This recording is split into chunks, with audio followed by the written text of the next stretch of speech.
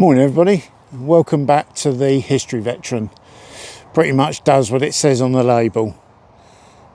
Today I'm in Folkestone in Kent. It's about 8 miles to the west of Dover, specifically in the Cheriton Road Cemetery. And behind me is a memorial that I'm going to talk to you about in a moment. But I want to take us back to the First World War, 1917. Round about this time in 1917, of this event anyway, May, the Battle of Arras had not long finished, and the Third Battle of Ypres was planned to start on the 31st of July.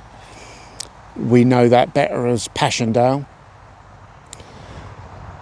But the troops were dug in the mud on the Western Front.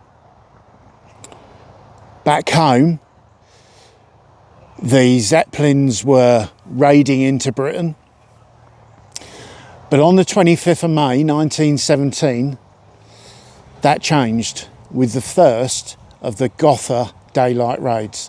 Now, the Gotha was an early German bomber, pretty much set to replace the Zeppelin as as fighter aircraft started to get a little better. The Zeppelins were far too large and far too slow to deal with that threat. So the Gotha bomber was introduced. But I want to take us back even further still to 1878. We were at peace and German warships were exercising in the Channel. Two of those ships were the König Wilhelm, or King William, and the Großer Kurfürst, which translates to the Great Elector. The William had to change course quite quickly to avert striking a freighter, and it had been fitted with a reinforced bow in which to attack ships with. I can't remember what the term is for slamming into a ship. Anyway, I'm sure someone will remind me. Please do as well. And hit the Großer Kurfürst, went down in minutes.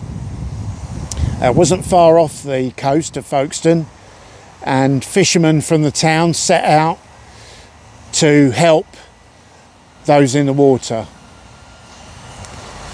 They managed to rescue, I think, 28 and also bring back some bodies.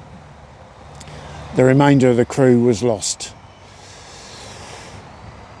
The bodies that were brought back, at first they started to bury them with full military honours, but this came to be so time consuming that eventually they elected just to bury them all together on one day, the Canon Woodward presiding. And they're buried, the 100 of them, around this memorial in Cheriton Cemetery, Cheriton Road Cemetery.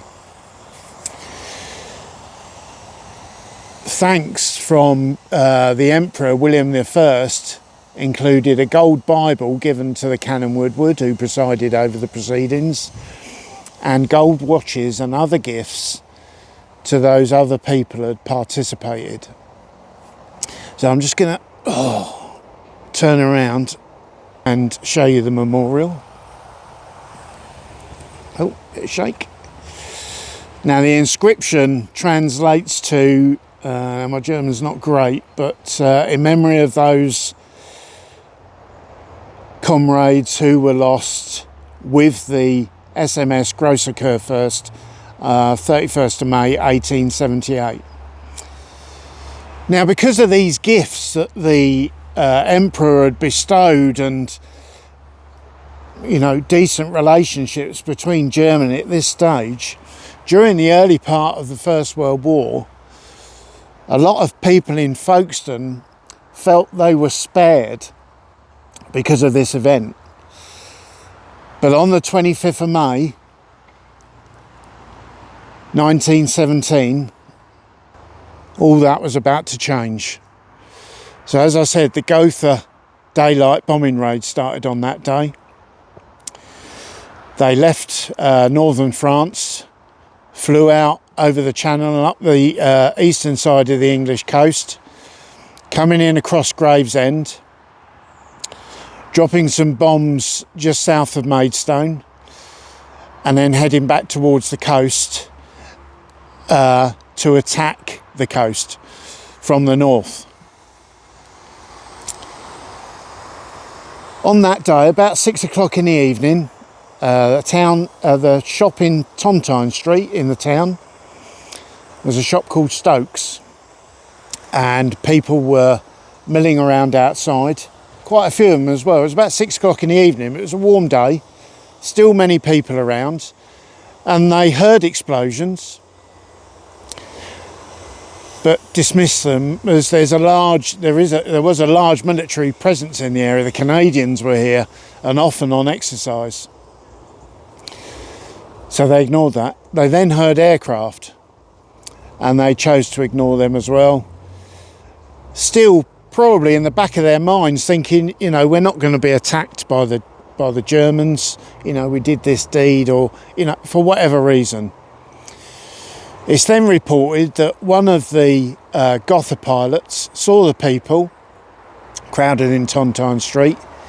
It's more likely that he was aiming to attack the harbour. But at 6 o'clock, a bomb exploded right outside the Stoke shop, killing 60 people outright. Reports said that people were just blown to bits. Another 15 died later of their wounds. The local hospitals were overwhelmed with casualties, and the total tally was 15 men, 30 women and 29 children. This changed the people of Folkestone's views on that event. But this memorial is still cared for, and it's a credit to the people of Folkestone, really, that is so. In fact, Cheriton Cemetery, for a town cemetery that is no longer used for burials, is probably one of the tightest I've been in a long time. It is well looked after. So that's the short story about the Gotha Raids and the SMS Gotha Kurfürst.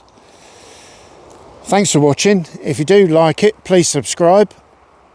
Again, I'm overwhelmed with the comments. I know not all of them are positive, but, you know, stick with me. It will become a bit more clipped and a bit more smooth, I hope, as I grow in confidence. It's been a long time before I've done any type of presentations. I used to do them all the time, but just bear with me, and I really appreciate your support. Well, for now, thanks very much.